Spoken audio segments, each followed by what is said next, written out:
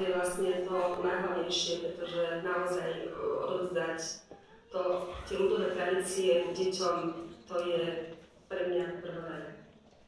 Takisto aj tento rok budeme organizovať školu vánočných tradícií, to sú vlastne kurzy paličkovania, malovania vánočných ornamentov, výroby kraslíc, ktoré budú obohatené ochutnávkou tradičných vánočných, doma upečených koláčov, ale samozrejme si tam aj zaspievame a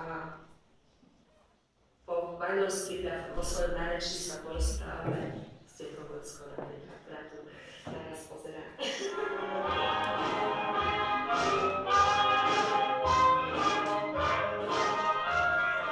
Naše zakladajúce členky spolupracovali pred 2 rokmi s pánom Demom pri tvorbe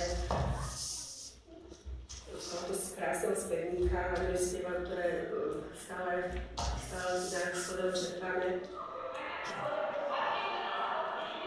Potom je to široký záber. My robíme teda aj zároveň takéto divadelné, umelecké záležitosti folklórneho duchu, čo znamená, že robíme nielen tieto pásma, ale budeme robiť aj divadlo a ideme robiť aj tú prehľadku amatérskych divadiel a folklórnych súborov, ktorá sa volá Vánočný štíráček. Dnes večer uvidíme také malé pasienko, ktoré je nazvané Láska v každom veku. Takže sme zvolili, že láska, chceli sme robiť s deťmi, aj s mladými, aj s dospelými, so spevákmi, s výchovkou, so všetkým, tak sme to zobrali jedným brzom, že dáme to všetko tak.